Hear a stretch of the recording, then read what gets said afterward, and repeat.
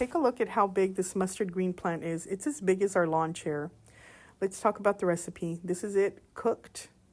Now I made dino kale, 1 sprig of onion, that's a green onion, and then the top lighter green is the mustard greens. And I cooked them all together, but at different intervals so that they cook. At the end, they're pretty much the same consistency.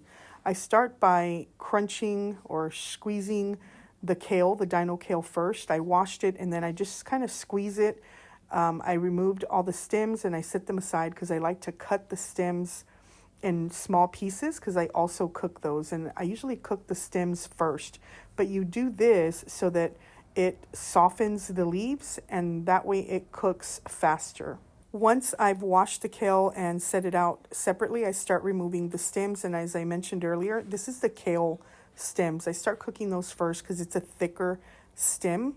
And then once it gets a little soft, then I add the mustard green stems and I also chop them up. But this is the dino kale.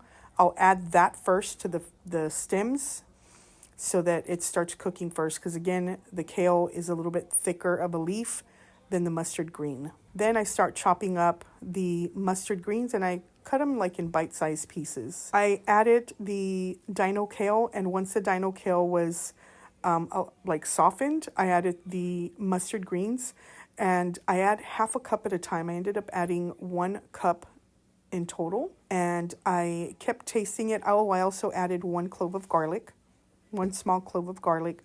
I added salt, pepper, and crushed red chili peppers. And once it's at the consistency that I like, I just set it aside. And that's pretty much it. This is what it looks like once it's all cooked and it's ready to be plated. And my husband and I are doing like a low carb, well, me really, but he's kind of eating along with me, a low carb meals. So this is it plated up.